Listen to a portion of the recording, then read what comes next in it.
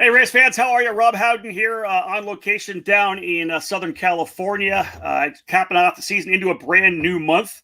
Obviously, December to cap off what has been an unbelievably surreal 2020. Again, my name is Rob Howden. I'm the voice of the Road to Indy and the Road to Indy Insider. Kind of working our way through to cap off what will be our final real podcast interview here on the Insider Live of the 2020 season review program. We talked to Stingray Robb, champion in Indy Pro 2000. We talked to Christian Rasmussen, who won the title in USF 2000. Both those drivers, of course, moving up a level with the scholarship coming from the Road to Indy. Had a chance as well to talk to Devlin DeFrancesco, who was the Rookie of the Year for Indy Pro 2000, a winner on that program. He just actually announced today. We talked about it, but he announced today a confirmation that he'll be with Andretti Steinbrenner Autosport next year in the Indy Lights program. So we're going to cap things off. We went to the champions, first Rookie of the Year. Now the Rookie of the Year today, it is going to be Christian Brooks, the young California driver for Exclusive Autosport, a really strong debut season. Thought maybe mid-season could have challenged for the championship had it not been for that massive start, right, for Christian Rasmussen. But really one of the stronger drivers over the second half of the season. Christian Brooks ended up getting that win at the end of this year, the final round at St. Petersburg to get that monkey off his back, get that maiden victory, and look forward to 2021. Let's bring Christian in here. He's with me right now. We'll jump right on into it. Christian Brooks, how are you, my friend? How's it going, Rob? I'm all good. Just based in Cali, as you are, and just hanging out, waiting for the season to get started back up. I bet. We'll jump into the season briefly. I will say, let me click over to my comments here. Anybody would like to come on? We are ready to go here right now. Elaine St. Clair is saying no audio, so maybe Elaine's having some trouble. We'll pop that back up. We're good to go. All right. So, again, capping off the season review, right? You'll be looking forward. You already are looking forward to 2021. But you can take the opportunity, right, when you're home. I know I saw you at the track. We were out at the LAKC race at Cal Speed. You go back and look at the season. You think about, wow, you know, what I did this past year. Overall, let's just start with an overall feeling. Are you happy with the season? You end up in a good points position. You win Rookie of the Year. You score a race win. Are you happy, or did you feel like you might have left a little on the table? Oh, I definitely left some on the table. I mean, I go into every season thinking that I'm going to win the championship, just how probably every single driver does on the grid, right? So we were expecting really good results, and we did get off to a little bit of a rocky start. We had some issues in Road America. We got crashed out in Road America, and we were dead last in points after the first race. So I'm like, great. And thanks a lot. Yeah, exactly. Right? So from there, I mean, honestly, we improved every single event. The Exclusive Autosport guys, they did a really great job. We changed things around. We made everything work for us. And I mean, we saw how it finished at the last race of the season. So just to leave off on that note, after having such a roller coaster of a season, really made it all worth it. It was a really strong end of the year for us. Yeah, it was interesting watching it. You know, from where I am in the program, I know that people comment about this a little bit. You know, obviously everybody else, you're in your own program, right? You're focused on your program and your team. You're under your tent. I kind of see what goes around in the other tents, the atmosphere, the feel of the other tents. In watching you guys, I could see you guys all starting to come together. You know, all three of the drivers in USF 2000. Of course, Braden Eves was there to help you out a bit. You could just see how Exclusive Autosport, all the team members are really kind of starting to gel together as the season kind of, even though it was a super short season, how it kind of developed. You guys really started to come together. Yeah, and that's one of the most important parts of the team, right? I mean, you need to be like a family, and really over the season, we overcame so many obstacles together and went through the highs and lows. And I mean, in all honesty, that's what makes a family. So that was really cool to see how everybody formed a really strong bond over the season. And I mean, you could see as that was happening, the results started to come. I think in New Jersey, I should have had some better results. I think I made a couple of mistakes on my end and a little bit of bad luck. Took us out of, I think, for sure 2 podiums. I think a race win was very achievable there. Yeah. And unfortunately, it didn't happen. But I'm just glad we ended up getting that one at St. Pete. That's right. We'll get down to that. That's why I still got a smile on my face. That's it, right? We'll get to that in a second. I want to ask you about this. Because one of the things about the Road to Indy is training you drivers, giving you the opportunity to be in different situations. You've done a lot of natural terrain road circuit racing, obviously, with what you've done. You've got the experience of your in global rallycross, but your first street circuit race and your first oval race. I'll pop the picture up here. Tell me about running at Indianapolis at the Lucas Oil Raceway in the Freedom 75. What were your takeaways? What were your thoughts from testing into the event? You had a good top 5 finish, but what were your thoughts racing on the oval?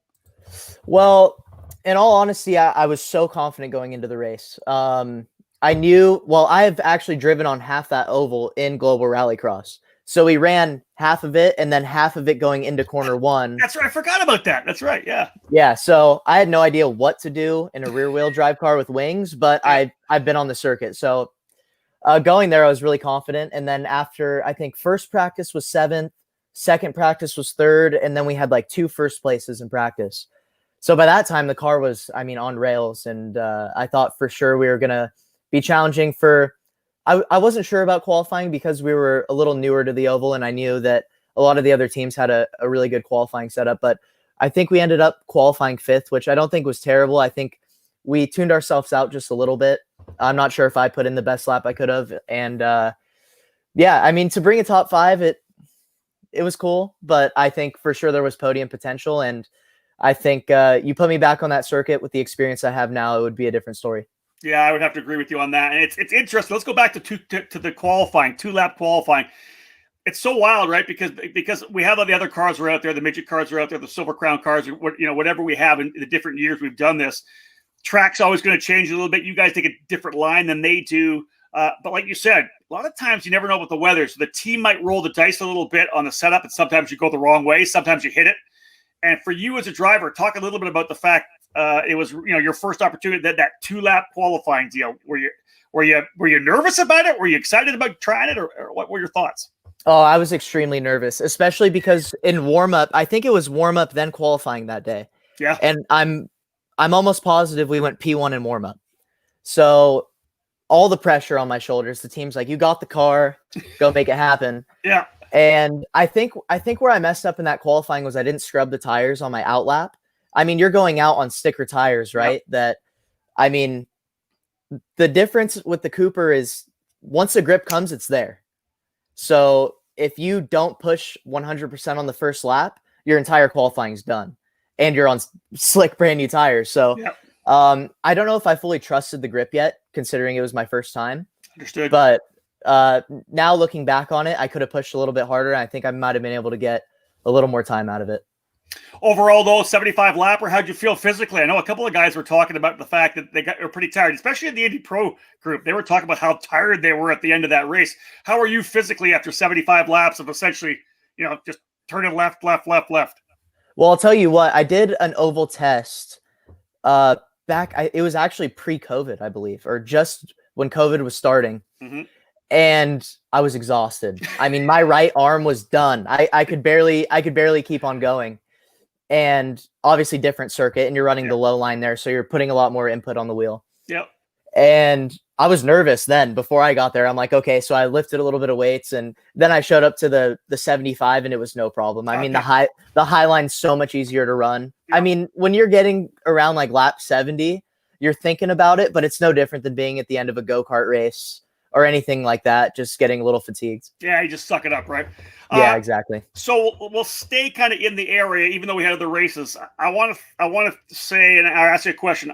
I look at your season, and I look at the race we had on Labor Day weekend. Well, at least the Thursday, Friday before Labor Day weekend at the Indianapolis Motor Speedway Road Course. That seemed to be like your breakout weekend. Was there a different feel for you? I always say that the rookie drivers are going to come strong mid-season, and that was kind of our mid-season with our truncated schedule.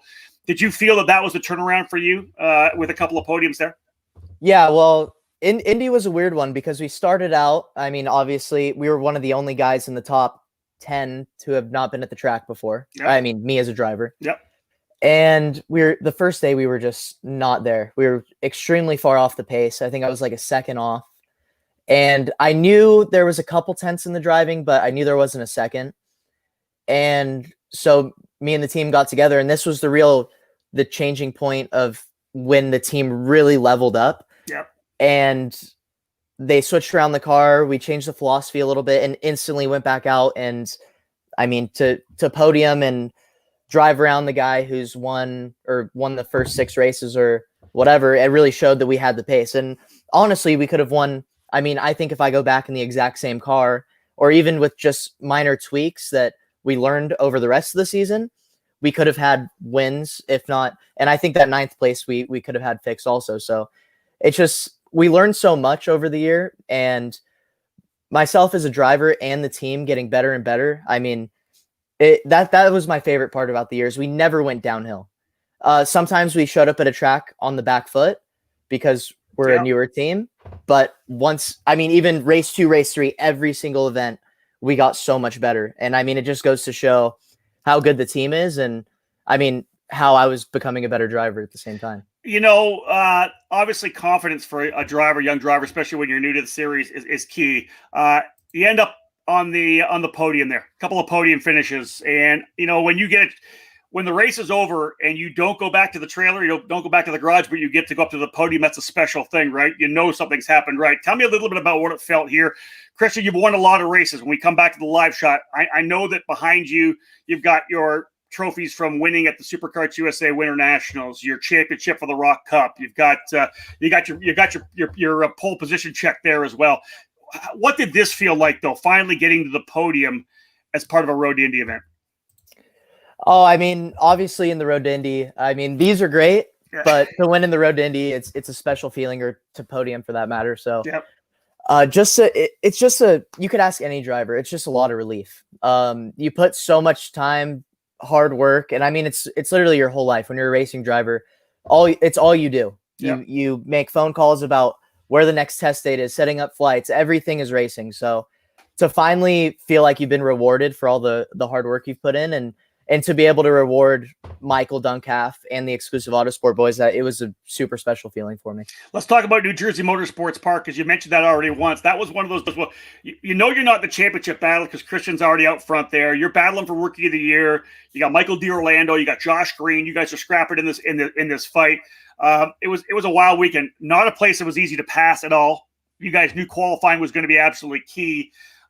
You have the one issue where, and I hate when this happens, you guys waited, you got your fresh tires on, you go out, they get your first lap of fresh tires, red comes out, we don't go back to green. You guys are deep in the field. You end up winning my drive of the race, but you had to start deep to be able to do that. You would have rather started up front and tried to go for the win. Give me your thoughts on New Jersey. Talk about that issue first, the fact that you guys had the issue in qualifying. You didn't get that time in, when again set you on the back foot and set you up for a great drive forward. Yeah, well, New Jersey, I mean, obviously the qualifying situation, you're trying to get every little bit of performance you can out of the session. Yeah. And you have to take a little risk for that. And unfortunately, there was a red, and I think we just got extremely unlucky. Honestly, I think we would have been for sure in the top 3. I think just before that qualifying session, I think we did go P1, or it could have been the day before, but we had the pace the whole weekend. And for that to happen, I mean, it was a bummer, but in my eyes, it was a lot less pressure at the same time. So for me as a driver, you can't go back and change what happened in qualifying, right? That's so true. I honestly had a smile on my face going into the race. I wasn't bummed out. I mean, my best races in karting, cars, anything have always been from the back. From the back. Yeah. Yeah, for so much sure. fun. So, yeah, exactly. So just to be able to do that, and to also just show that we're capable of driving through the field, which a lot of guys this year I don't feel like were, especially at that racetrack. At that racetrack, yeah. Yeah, exactly. So to be able to do that and show that we have a car that can run in the wash, honestly, the tire life that we had compared to everybody else, it wasn't even close. I think for sure on that day, if we would have had a better qualifying, we could have won it. And also, I think that day it ended up raining. I think so. For the race. Yeah.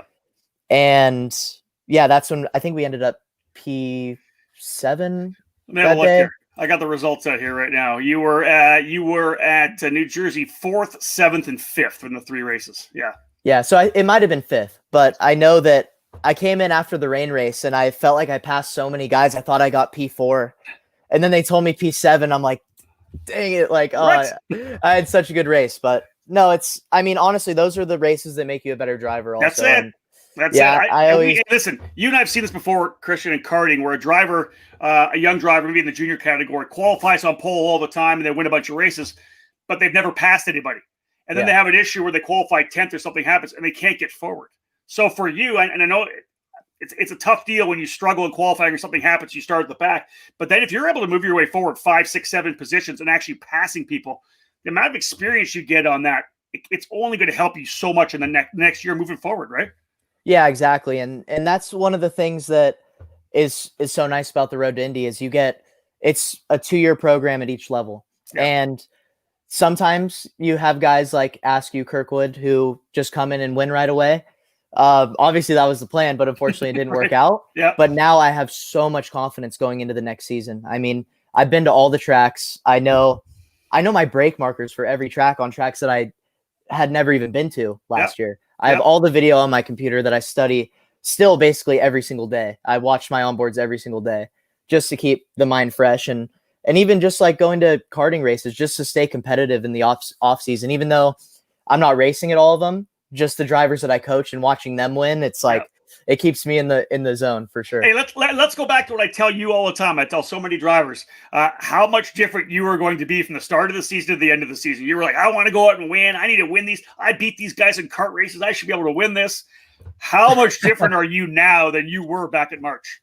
Yeah, for sure. I mean, I wouldn't even say confidence because I always have confidence, but it's I think most of it was just learning how to drive this car.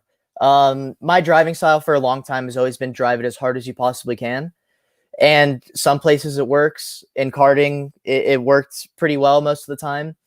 And in car racing, it's a lot more about finessing the pedals. And that's something I learned a lot throughout the year with my brake release and throttle release and everything, just to keep the car as neutral as possible. Because in karting, you can go out with 15 different setups and go win the race. And I think at the beginning of the year, I was trying to set the car up for my driving style when really I needed to change my driving style a little bit for the car setup. And once I figured out how I should be releasing the brake and how everything really works with this tire compound in this car, then it really started to come together for me. And that's when we started getting the good results. That's really interesting because that's really the epiphany, right? A lot of the drivers come in out of karting with all the championships and, hey, this is the way I drive, set the car up the way I want to drive it. But it really doesn't work that way. Sometimes you got to listen to your engineers and your coaches to understand what that car wants. I want to go back to, before we wrap New Jersey and then go to St. Petersburg. We talked off air before we started about the battle you had with Christian Rasmussen. You talked about passing him in Indianapolis. You guys had an epic battle at the end there in the race. What race was that? Was it the first race? I think, that was the first. That was the first race. Yeah. You make a pass on the outside in turn 1, which is really the only place to pass. He's defending to the inside. You go around the outside. I lose you in the camera, so I can't quite see it. But you go around the corner, and all of a sudden, you don't come out the other side. Talk about a little bit of contact. I think his car washed out into you. But tell me what you thought. You thought you were going to the back of the pack at that point. Yeah, so let's start at the beginning of that race. I was coming through the field. I think I started third, but went back to fourth at the beginning of the race. Okay. Got around Golds, and the pace towards the guys in front of me was similar at the beginning of the race, but when their tires started to fall off, I was extremely quick. So I was catching Rasmussen big. Right when I just about got to his rear wing, I dropped a tire and cut straight through the chicane. Terrible. I can't believe I did that still. But it was pushing really hard to try to catch him and just made a mistake. And once I finally caught back up to him, which was actually on the last lap. I think it was the last. Yeah. Yeah. I just went for it. I mean, I didn't want to leave anything on the table, and I never do. Most of the time, I'd rather. This is something I need to work on. Also, I'd rather. I was gonna say. I'd rather crash out going for it, but no. That's funny. No, I just went for it, and he ended up losing the car on the inside and came into me. Honestly, I think it was my fault for putting myself in that position, but at the same time, it could have been avoided. So nothing but respect for Rasmussen, but he came up and apologized after that. So, but tell me about going off the racetrack. You said you took your hands off the wheel. You figured you were going to the wall. Yeah, well, actually, when that happened, the wheel snapped on because he lost the car into my right front. Yeah. So I don't know if any of you guys know this, but when you get hit in the right front, that steering shaft's connected straight to your wrist. So there's no power steering. It just rips the wheel right out of your hand. And I was having terrible wrist pain. And at first I couldn't grab the upshift with my right hand because I couldn't close it. And so I actually had to reach my left hand around, pop it back into first. And then I was like, okay, I'm going the right direction. I'm looking around and I see 3 guys coming out of turn 1 and I'm coming onto the track in turn 2 through the dirt Yeah. and come back on and just have to start defending right away. Start defending my teammate and Prescott Campbell. Yeah, Prescott Campbell and Cameron Shields. I had to block for the rest of the lap, not knowing if I had damage. I had dirt all over my tires. I'm pissed. My wrist might be broken. I actually think I did. I don't know if I broke it, but it got hurt pretty good. There's a big bump on it still. Yeah. But yeah, that story actually will lead into St. Pete a little bit because I have a wrist story. All right, so you end up finishing P4. You're able to salvage that, which was solid. Again, all part of you being able to get the Rookie of the Year when you get to St. Petersburg. So I'm correct in saying that St. Pete was your first road course, or street course, right? So you never run a temp circuit before?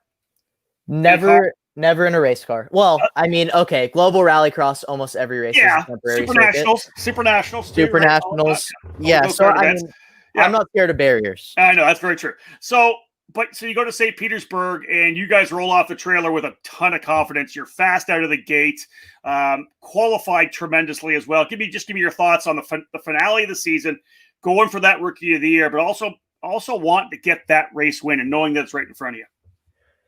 Yeah, so after the first qualifying, I mean, I think, we were second in the first practice by nothing to Cameron Shields. Yep. So I knew that I had more in my driving at that point as well, right? Cameron had been there before. All the guys had been there before, and I had been there for 1 lap pre-COVID or 10 laps pre-COVID. That's it. Yeah. Yeah. So I was a little bit nervous because I knew to get those extra couple tenths, I really had to push the car. And we made a couple setup adjustments, and right when we made those setup adjustments, I mean, it just came to me. The car was literally perfect. I honestly, I watched my qualifying videos to this day, and I don't know how much better we could actually make it. I mean, it went the track record by 3.5 tenths over the previous track record, a couple tenths over Porto, I believe, was second. And D-Force was strong that weekend. Yeah, they were really quick that weekend. So I knew they were the two guys to beat. And well, actually, the first qualifying we were 5th, and then we made the car change and went P1. So going into the first race, I was just like, okay, I can still get 4th in the championship. Winning from 5th at St. Pete, not the hardest thing to do, right? So I was like, it's possible. And then obviously that big crash with Juven and Rasmussen that took us out in corner 1. I mean, it's just one of those things, one of those racing incidents. Nothing but respect for Juven, and he just got in there a little bit deep, made a little mistake. And yeah, it's that's the thing about St. Petersburg is when you're actually on the track and you have all those white lines and it's all dusty and your adrenaline's pumping and you want to gain as many positions as you can and you're racing against a ton of 17, 18, 19-year-olds that really just have no fear. It's bound to happen. So very true. When that happened, when he actually came over me and landed on my right front, same thing happened with my wrist, and my wrist was in a crazy amount of pain. I mean, I didn't know if I was going to be able to race the next day, and that was after I had already qualified on pole. So now I'm like, oh my God, this is great. I just qualified on pole for the first time, best qualifying by 3 positions. And I know we can win this race. And now I couldn't even pick up my Chick-fil-A cup that night. I remember I got a lemonade from Chick-fil-A and I was trying to pick it up and I couldn't even pick it up to go into the hotel. I had to have my dad grab it for me. Yikes.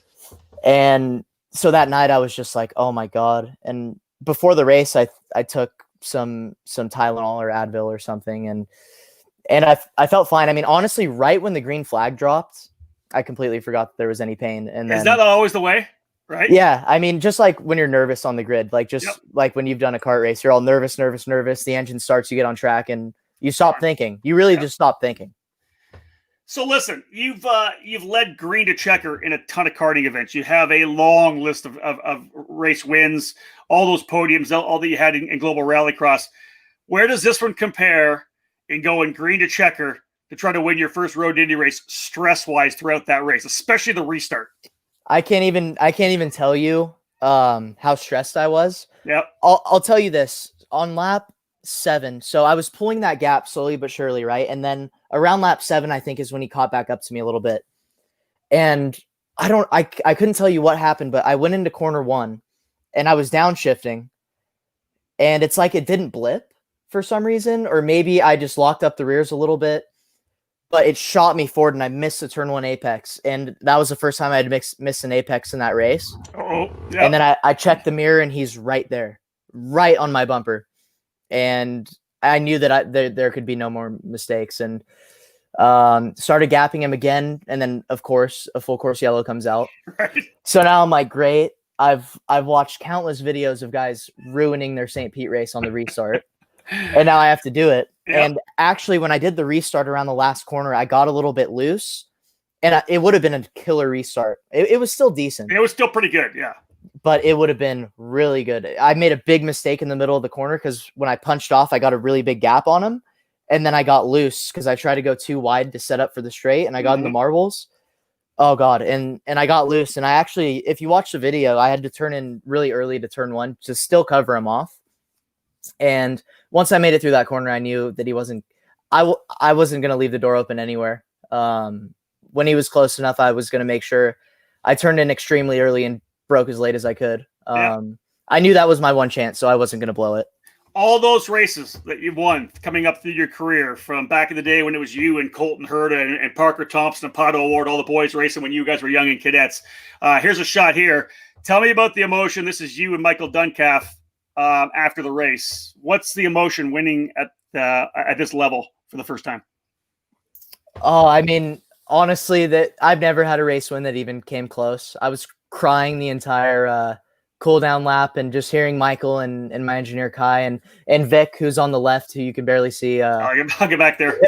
Yeah. He was, I mean, you could see on the Road to Indy recap race, they're all crying. Like the emotions from the team, it was real, and it was definitely the best race win I've ever experienced. Just to be able to do it for Michael. Oh, that's a cool picture. Yeah, top of the podium, baby. Titus victory lane.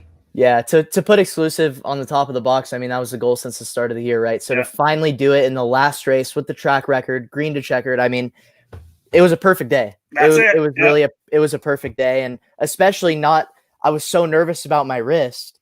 And then I remember on the cool down lap, I went to hit the radio button and I was like, ah, and then I was like, oh, thank God it didn't bother me during the race. That's right. So, hey, question for you then as well.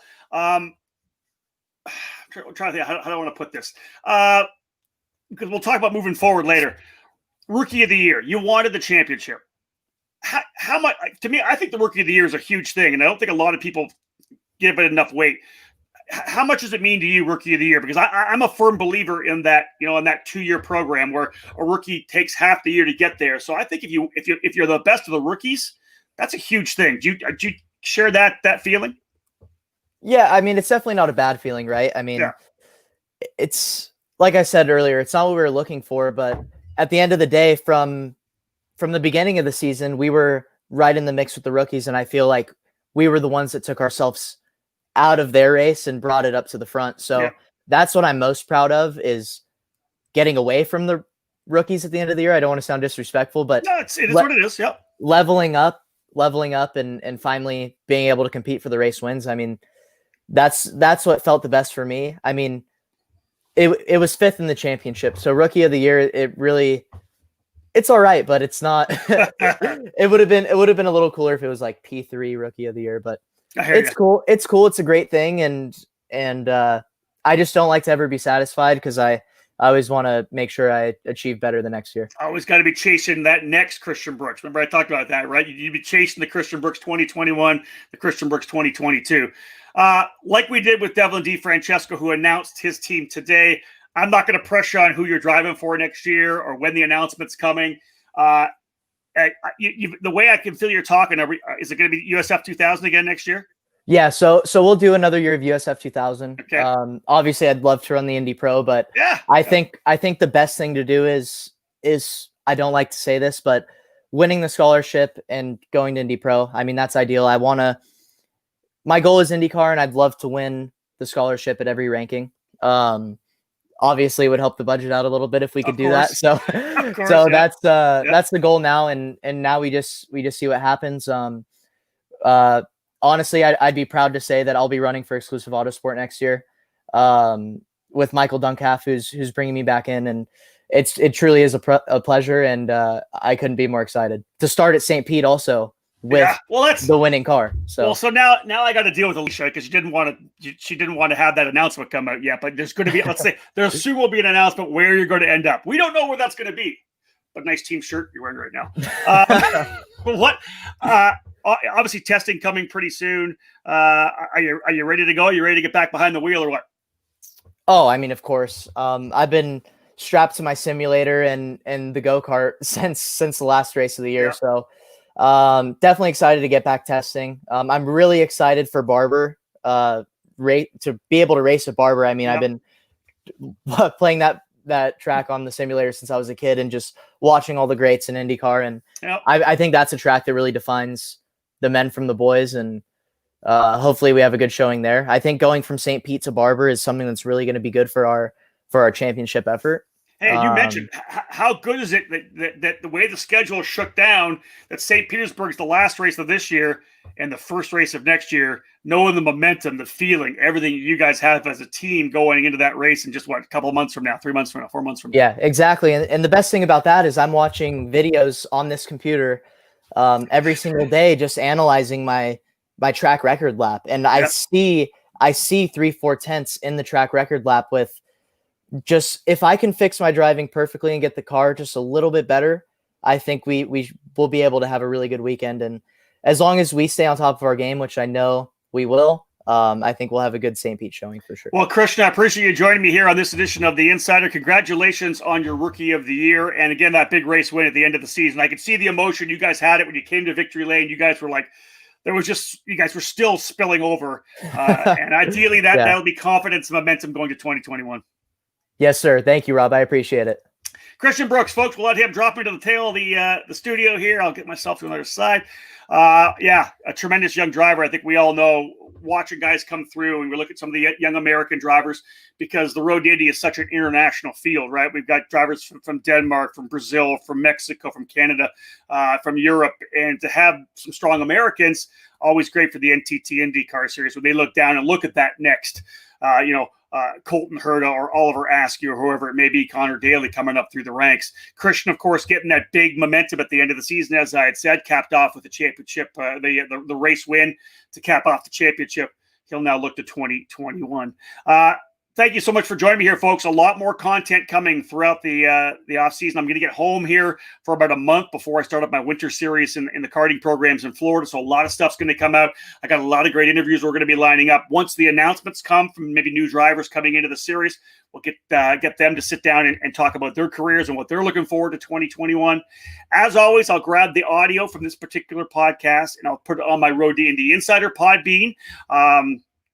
Let me get it up here right now so you can see it if you haven't seen it yet. I'll put it up on the Road to Indy Insider, podbean.com, iTunes, Google Play, Spotify.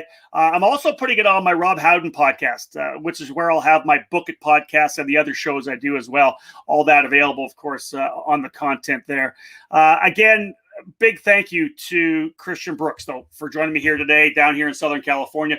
That caps off our 2020 season review. From now on, we're going to talk about next year, 2021, because it's going to be a massive year. Number one, Indy Lights is back, hoping for 11 to 13 cars, potentially at St. Petersburg. You've seen all the announcements start coming. New teams coming in as well, which I think is great. A lot more good stuff coming for Indy Lights. Indy Pro is going to be interesting. We may get 16 to 18 to 20 drivers there, depending on how budgets fall into order. And I think USF 2000 is going to be really interesting next year. We're going to see some single car teams potentially, some family teams potentially. A couple other operations are coming in. I think we've seen this now. Turn 3 Motorsports is coming in. They bought some cars, I believe. They're going to be coming in. It's going to be a really interesting year next year in USF 2000. If you're an IndyCar fan, this is where you start your fan experience. Watch the Road to Indy. Get to know these drivers of USF 2000, Indy Pro, and Indy Lights, because they're the future stars of the NTT IndyCar series. Thank you so much for joining me, folks. My name is Rob Howden. Book it.